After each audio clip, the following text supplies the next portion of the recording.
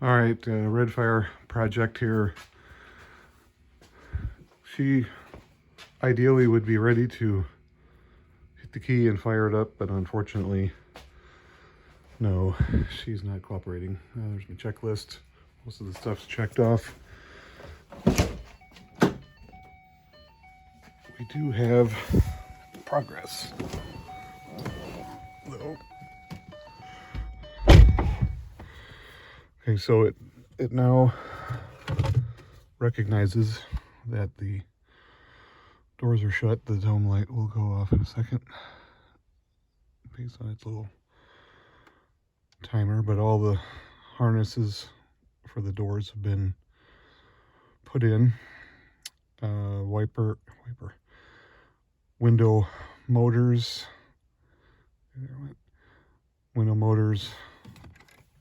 door locks, all that kind of stuff. May recall that before I didn't have any of these functions.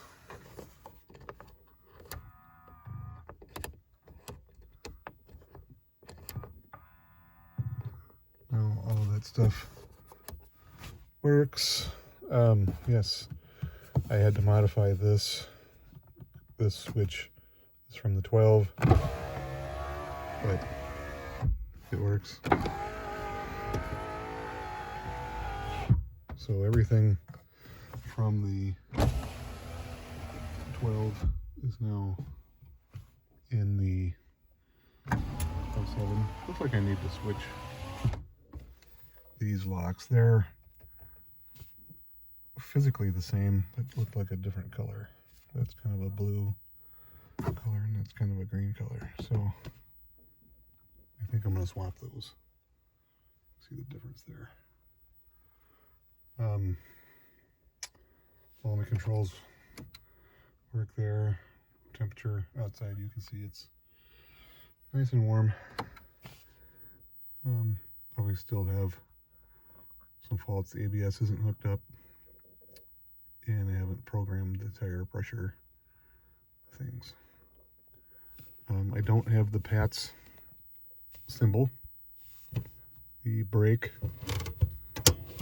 I bled things, right? I got the clutch working and the brakes. So I think all that works. Anyway, big problem is I push clutch in, hit the key, no crank. So we're going to diagnose that. Okay. All right, so we've got a no crank situation. Just walk through what I've done so far. This is the BEC or battery junction box. First thing I did was check the relays. There's also a fuse here, number 19, which is supposed to be for the starter. I swapped that out with the fuse from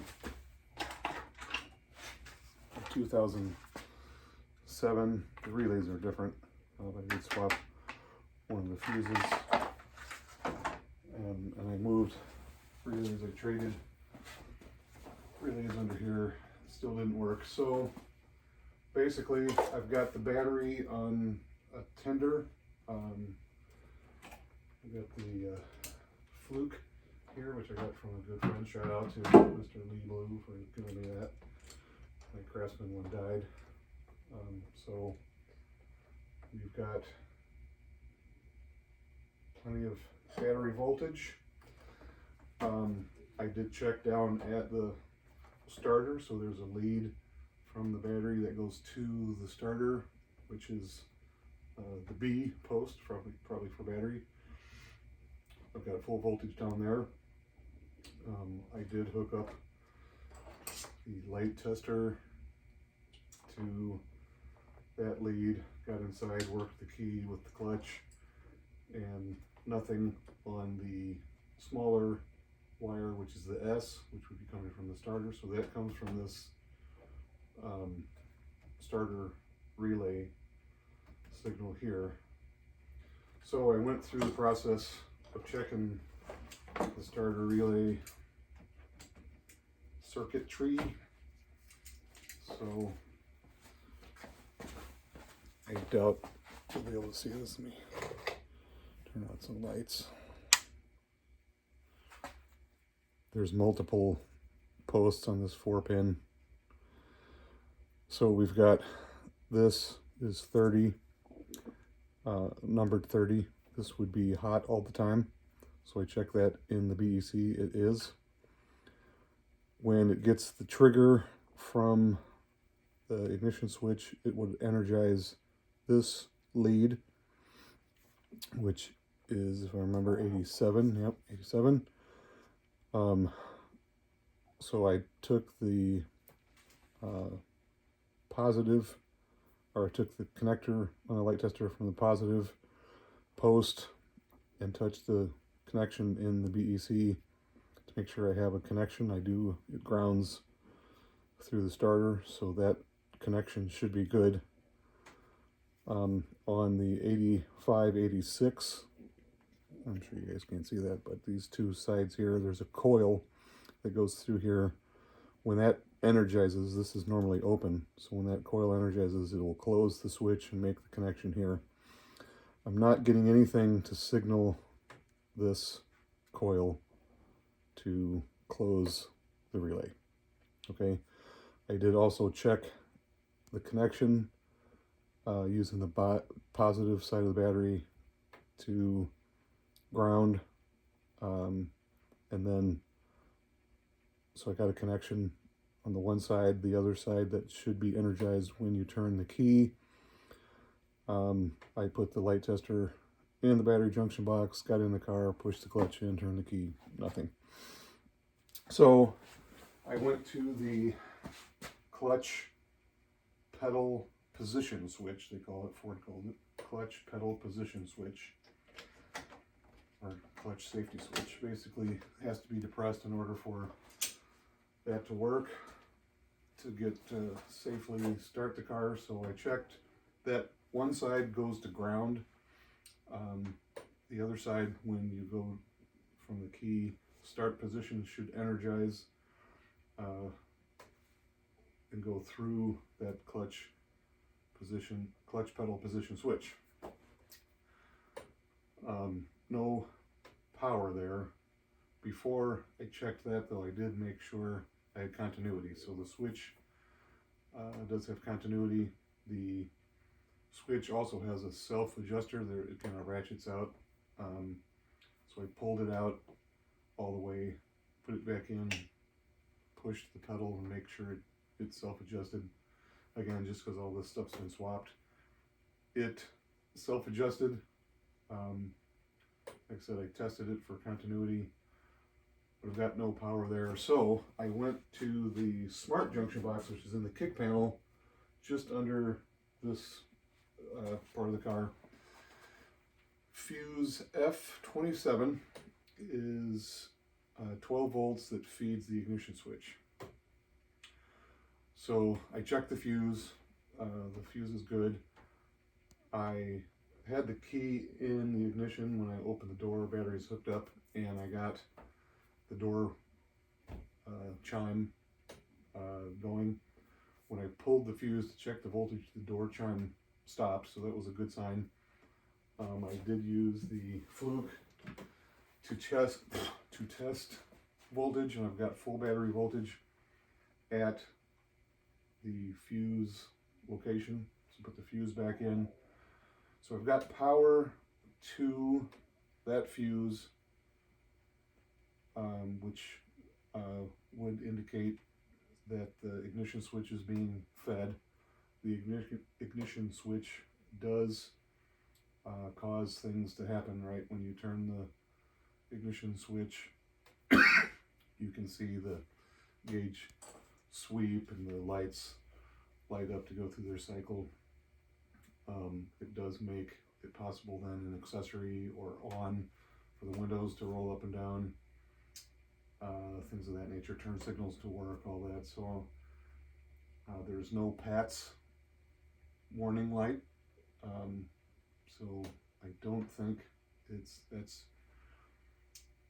PATS stands for Passive Anti-Theft System. That light does come on with the others when it cycles through, and then it goes out with the others. If I had a PATS problem, when I turn the key to start, I should either get a blinking PATS light or a steady on, which neither occur. So we don't think it's a PATS problem. And realistically, the car shouldn't have a PATS issue because everything is from the 2012.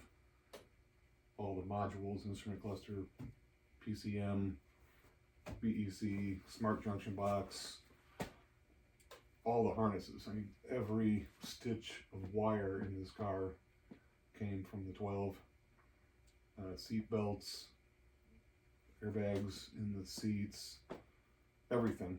The instrument clusters, the steering column with the key, ignition switch, everything is from the 2012. So the car shouldn't really know that it's not a 2012 anymore. I did plug in this scanner. It does recognize the car as a 2012. It recognizes the VIN of the 2012. There are no DTCs, no codes, no errors. I could look at some of the data. This is not quite elaborate enough to look at everything, but I could see that it recognized the coolant temperature, throttle position, all kinds of stuff like that. When I moved the throttle, I could watch that change and go to 100%. So data's going through the system, so that's good. So all of that being said, what do I think is my problem? On the PCM, there are 3 connectors. One is for the transmission, one is for the engine, and one is for the body.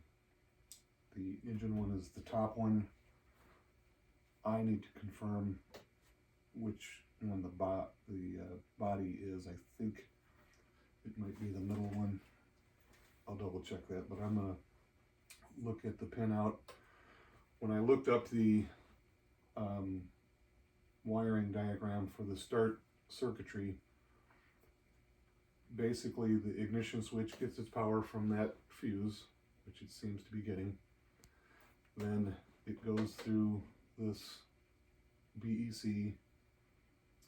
There should be through the clutch pedal position switch to ground in order to allow this relay to trigger.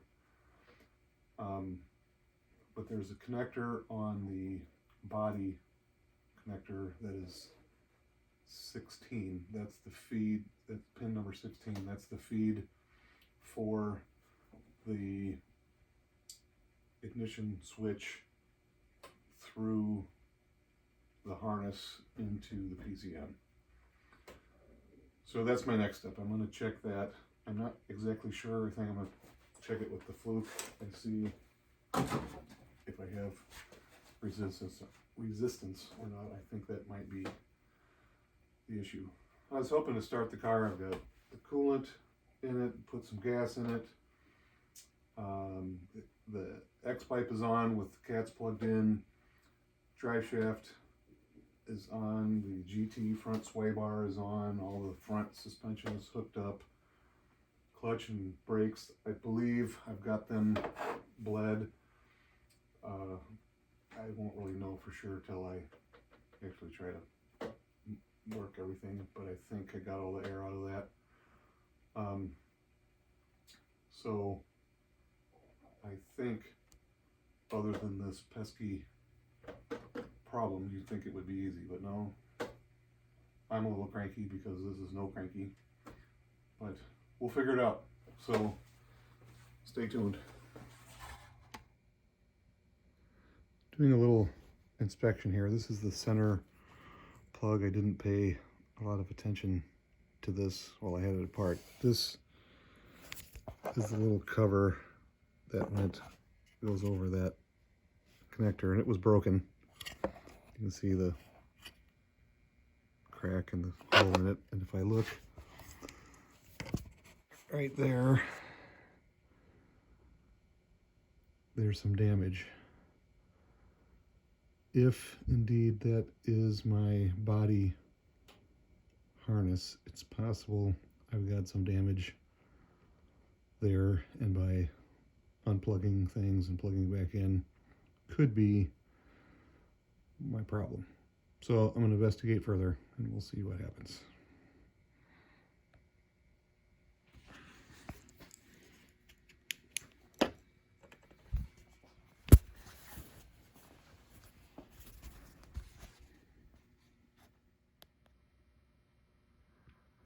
I think that I've found the problem. What we're looking at is that connector. Really difficult, again, with my fancy camera work to see, but this, you can see there's the number 17 right there. That's this wire. This is 16. This is the one that should be triggering, and you can see this connector is smashed right through there. So I think by moving things around or unplugging things, I disturbed that wire, probably broke it. So I'm not sure what 17 does. I'll have to look at that. Probably got an issue with whatever it's supposed to be doing. But that is, the plastic is all busted up there. And that is the wire that I need to trigger the starter relay from the ignition switch. And it's clearly smashed. So I'm going to guess that's my problem. I will continue to investigate further, but we'll see if we can't repair that. Worst case scenario, I guess, I would have to replace this whole connector. I don't want to do that. It's a lot of wires. But anyway, there we are.